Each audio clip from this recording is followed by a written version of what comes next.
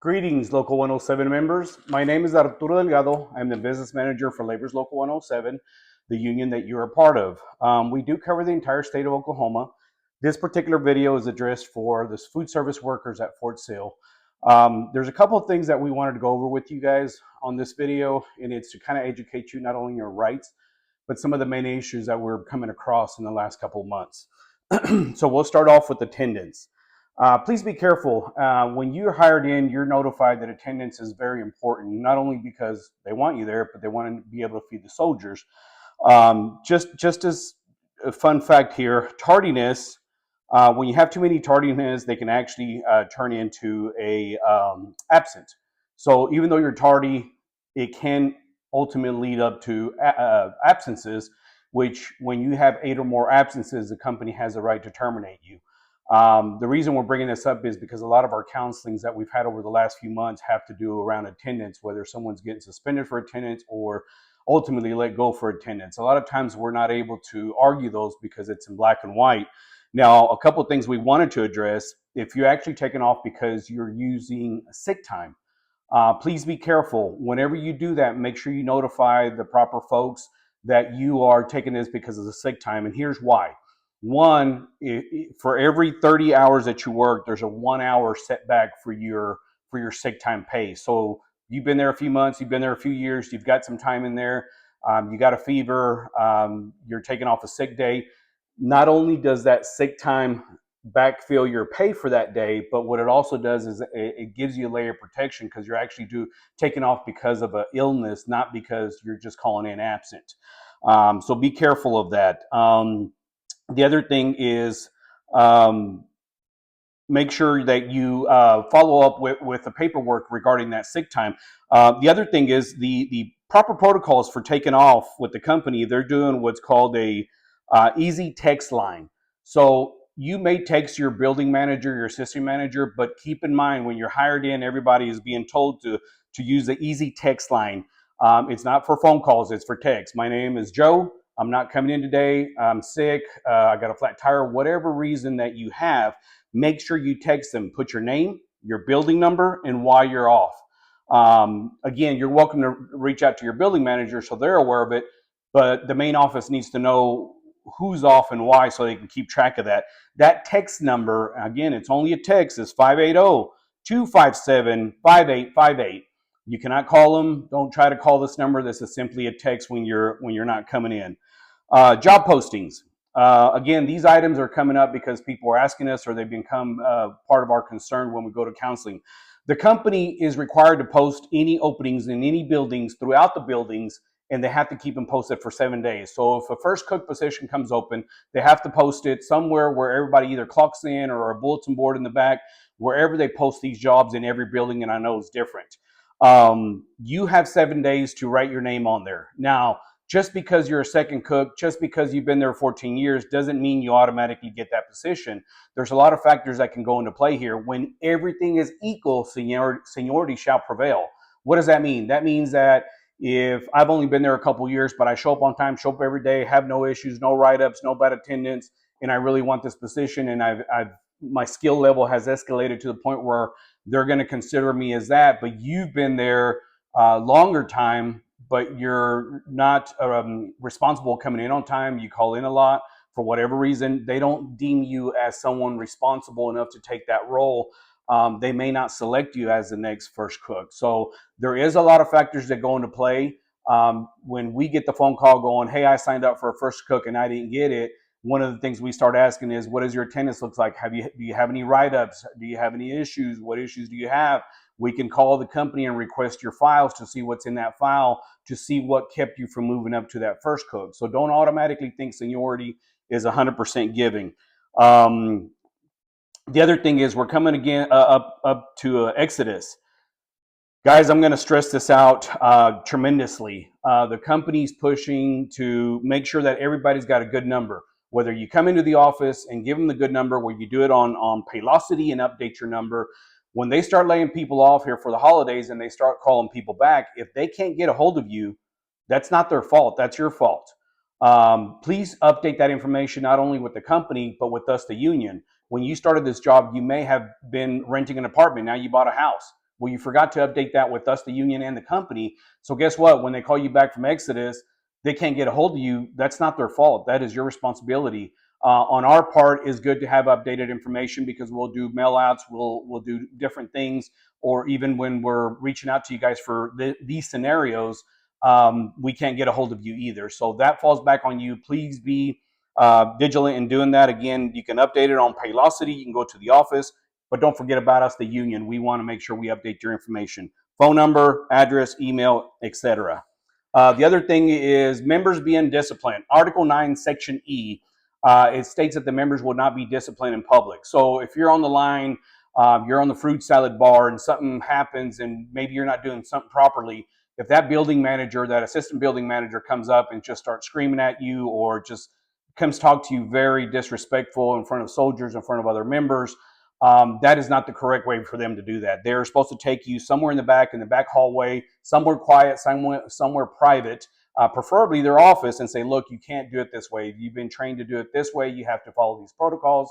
Now, if they do discipline you in front of people, don't argue with them. Simply look in your surroundings. Who's the coworker next to your left, to your right that can be a witness? Give us a call when your shift ends and says, my building manager did this, my coworker so-and-so was there. We'll reach out to HR. We'll make them address it because that is a violation of the agreement. The other thing is when management threatens to write you up, they threaten to fire you. They can't do that. They can't use a threat of discipline to educate you. That's not what they're supposed to do. They're supposed to say, hey, you're not supposed to do it this way here. Remember, we've got to do it this way. This is the proper way of doing it. This is the proper way of cleaning. So they can't walk around and say, if you don't do that right, I'm going to fire you. Of course, if they've told you 20 times, come on, folks, it's time to get what they're saying, but they cannot do that. Again, don't argue with them. Look at who's in your surroundings. Look at your coworker, who's to your left, who's to your right. That can be a witness. Give us a call. We can address it with HR. They will address it to the building managers. In return, they'll trickle down and educate their folks on their end on how to properly train you, not threaten you. Vacation time. When requesting vacation time, or if you get a write-up or you do any kind of paperwork with the company, I'm not saying this company is doing anything wrong. I'm saying we're human and it's happened in the past. Anytime you do anything with the company that has to do with any documentation, whether you're requesting time off, whether you're requesting vacation, maybe your son is going to graduate from the Army and you're requesting a certain day to attend their graduation. If you give it to that building manager may throw it under that clipboard, throw it on the desk, other stuff falls on top of it.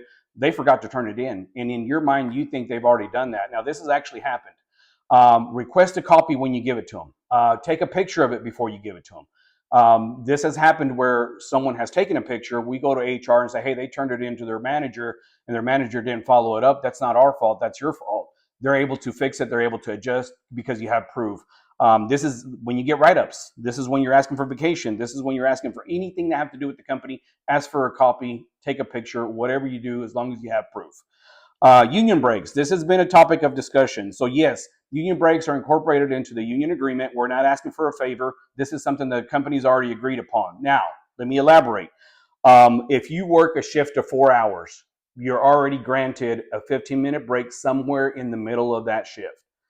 Guys, don't try to take off break when the soldiers are being fed and it's all hands on deck. It's hard for them to let go of any help.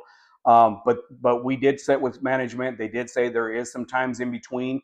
Our contract is slightly vague that says somewhere in between that time period. So if you start at 8 a.m. and lunch is at noon, somewhere in the middle, once you get certain tasks done, go ahead and take your 15-minute break. Some buildings may have a clipboard where you have to sign in. Some buildings may require you go tell your work leader or your assistant manager, just let them know, hey, I'm taking my 15-minute break. Look at your clock, make a note of it. The only thing they're asking you is to be back at that 15 minutes. You can't go past those 15 minutes. Be careful. While you're still on company time, keep in mind, they may require you to stay on the premises. So that means you can't run to the store. You can't, run and go get a pack of cigarettes or whatever. So plan your day accordingly. If you work 6 hours or more in a shift, then you are granted 2 15-minute breaks. Again, one in the morning, somewhere in between your shift. In the evening, if you work 8 hours, then your second part of that day is from noon to, let's say, 4:30. Somewhere in the middle, take your break. There's always a little bit of time. You're not asking for a favor. This is already in our contract. Hey, Mr. Johnson, I'm going to run over here and take my break. If they do a clipboard, sign a clipboard. 15 minutes. Be careful, folks. When you're called off. So in our contract, Article 15, Section B, it does say that you have a 2-hour show up time. What does that mean? That means if I come in at 6 in the morning and I'm clocking in at 5:55 and they say, whoa, we don't need you today because we don't have enough food to go out. One of two things are going to happen. They're going to give you 2 hours automatically just because you showed up, you're dressed, you drove, you're ready to rock and roll. Or they can say, hey, we actually don't need people, but we're going to work you for 2 hours and then we're going to cut you loose. They can do that as well. So it's called 2-hour show up time. If they don't need you, they can send you home. You're getting paid 2 hours. If you show up and they don't call you off with previous notice, then they can put you to work for 2 hours. Now, if they do call you, if you come in at 6 in the morning, they text you at 4, hey, we don't need you today. They gave you ample time. So at that point, they are not required to pay you the 2-hour show up time. That being said, if they're continuously calling you off, that is a red flag for us because we're being told that a lot of people are taking off, so they're constantly shorthanded. So if they're calling you off, there's got to be a reason. If that's happening, please give us a call. We will investigate, find out why they keep calling you off because that shouldn't be happening. When reporting issues to management, here's what we need you to do. Be ready when you have an issue on the job. There is a protocol. So what we'd like for you to do is go talk to your building manager, your assistant building manager. If they don't fix whatever you deem as a problem, then you can go to HR. Call up there, set up a time. Hey, can I come in tomorrow after I get off at 3:30? They may be busy. They may say, no, you need to come in on Wednesday. When you go talk to HR, explain to them what the issue is, explain to them that you've already talked to everyone, document this.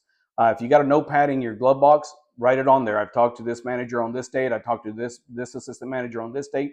Now, once you hit all those levels, if they don't fix it, give us a call. So when we go to the company and ask them to fix it, if we deem that there is a problem, we may have to correct you and say, no, the company has the right to do that. But if we see there's a problem, when we go to HR, we can say they've already tried to address it with their assistant manager, their building manager, they've came to HR and it's still not fixed. And here's why we believe it's an issue.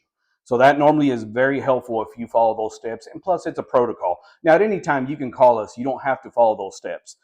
We like it. The company likes it. That way, you give them the opportunity to fix it. Union representation. When being asked to come into HR's office, you can say, hey, is this conversation going to lead to a write-up? If they say yes. If this conversation lead up to a disciplinary action, write-up, suspension, etc.? If they say yes, you can say, I'd like to have my union present. There's a federal law out there called the Weingard Right Act. You have the right to have your union present there when these things are happening. Now, I will tell you, we cover the whole state. We may not be able to drive up there in 15 minutes. We may be able to call HR and say, hey, what's the issue? And we can be on the phone on speaker. We can postpone it until we're there if we feel it's a severe matter. So there's ways of doing that, but know your rights, that you have the right to ask for union representation. Follow directions. So this is one thing that kind of keeps coming up, and that's why we're addressing it. So if you're being asked to do something and you feel that that's not your job, you feel like that's not something you need to do, don't argue with management. Don't get into an argument, because then it becomes where you may be using foul language. They may be using it. Once you cross that line, it's hard for us to help you fix it. Do what they're asking you to do, even though it may not be your scope of work. After you're done with your shift, on your break or after hours, give us a call. Hey, my building manager asked me to do this. Here's what they're doing. We can tell, yeah, they're not supposed to do that, or yes, sometimes they can't do that, or depending on the severity of the day, it may be all hands on deck. They're short staffed. We get it, but don't argue with them. So please be careful. Follow directions. If you don't agree with it, be ready to write a statement if we feel like it's a harsh enough issue that we need to act on that. Now, if the company's telling you to do something with boiling water and you don't have the proper PPE or something, obviously don't follow that direction. If it's something like really hazardous, you can just say, look, I feel like I'm going to burn myself. I'm sorry, but I don't want to do this because I don't want to hurt myself. You can do that. Just, again, take a note of who's your surroundings. That's a witness that when you call us and we ask you to write a statement, just be prepared to do that. Track your days off. So whenever you ask for time off, whether it be holidays, whether you ask for vacation, whether you ask for sick time, maybe you're going to go see your son graduate from the Army, track it. If you got a notepad in your glove box in your car, write it down. On December the 14th, I did this. December the 13th, I took off because of this. Here's what happens. The company, you got humans working there in management. So we make errors.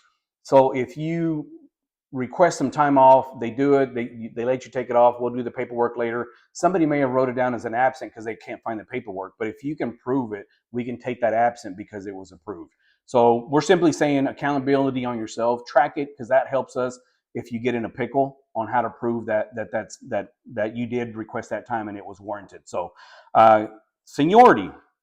So we've had a couple questions on this seniority. How does seniority work? So when you start working there, till the day you stop working there is when your seniority stops. If you work there for 5 years, you stop working and you go work at another restaurant off base. 3 months later, you come back. They put you back in your same spot. Everything seems to be the same. You're technically your seniority starts from that second time you're hired. So anything that can lead to discharge into the following manner: discharge with cause. So like if they terminate you because you missed 8 days and they terminate you, but yet they hire you 3 months later, 6 months later, when they hire you again, that's when your seniority starts all over again. You don't build that bridge. If you resign, hey, I'm moving out of state. Next Monday's my last day. You end up something happening with your spouse that they don't move out of state for whatever reason. You come back 2 weeks later and you're like, hey, I wasn't able to move. Things didn't work out. I'd like to come back to work. Technically, you resign. Technically, when they hire you, your seniority resets itself again. Or if you no call no show for 3 days, they see that as a job abandonment. So you're technically fired. At that point, if you're hired back, then your time starts all over again. No call no shows. When you get a 5-day suspension, that does not break your seniority. It's something where you stop working where they do paperwork to get you off payroll. That's when you break that service. A couple other things I wanted to highlight. American Income Life is an insurance company that we've teamed up with to give you guys some benefits. God forbid you're driving down the highway, you get in a car wreck and you pass away, your family automatically gets $4,000 just for being a member. We never want you to redeem this money, but it's there as a safeguard. Accidental. If you're trimming your trees and your chainsaw falls and it cuts one of your arms, you get half of that. Again, we don't want you to redeem this. American Income Life will also send you a mailer because they partnered up with us. It's those little green postcard looking envelopes where they want to get your information. Part of our agreement with them is that they're going to try to sell you supplemental insurance. Supplemental insurance is something to supplement what you may or may not have. Life insurance policies are very affordable. It's kind of like an Aflac, if you will, but a little different. We have already vetted the prices, so we know they're very affordable. Otherwise, we would not team up with them. You're welcome to look into those. Actually, we encourage you to look into those. If you don't feel like that benefits you, just let them know, hey, at this time, I'm okay. I don't need this. I'll keep your number and I'll call you when I'm ready for that. Unionplus.org. You get discounts on AT&T, flowers, Walt Disney, car rentals, house insurance, restaurants, movies, hotels. There's a bunch of stuff on there. Unionplus.org. You're a member of the Laborers International Union of North America. We are abbreviated as LiUNA. You will find that on the tab when you go in there and redeem some of this stuff. Huge benefits. Go on there. Trust me, it'll be worth your while. The one last thing I wanted to bring up is the VOC, Volunteer Organizing Committee. So this is something our union is doing, and we encourage you guys to give us a call to get more involved. Tulsa, Oklahoma City, Lawton, and if we got folks elsewhere, I know those are our main hubs, but here's what this does. If you go to a church and that church feeds the homeless every first Saturday of the month, we necessarily do not provide the food, but we can bring volunteers, we can bring the smoker, we can help cook all the food, hamburgers, hot dogs, that kind of stuff, anything that benefits the community. In that manner, please give us a call. You at that point would be the liaison between the union and your church. We can broadcast this through our members. Hey, we're doing a volunteer day. Please come out. We'll give t-shirts out. We'll have 20, 30 t-shirts, orange t-shirts, because our logos is an orange theme. We'll have a bunch of people out there in orange shirts. So when they come up to and say, well, who are you guys? What are you guys doing here? Why the orange shirts? We're a union. We're your neighbor. We're your brother. We're your the guy lives across the street. We go to church together. That's the way our union wants us to get more involved in the community, which is your community, which is our community. So if you do that, Toys for Tots, food drives, anything of that nature, give us a call. We'd love to be involved, but just know that you're going to be the liaison. We need your help, but we can also help the community with your help. So thank you, folks. You guys know our number. Our Oklahoma City office number is 405-525-8877. You can reach any of our reps, including myself, through that number. Give us a call if you got any questions. We work for you. We want you to be engaged. We want you to come to membership meetings, or every third Thursday. Yes, we can do them through Zoom. The only thing that we require is you turn on your video so we can see who it is, and then put your phone on mute. We encourage people to come, get involved, know what your union's doing. Give me your 2 cents. Be a part of your union. Get active. So thank you again. If you got any questions, give us a call. Thank you.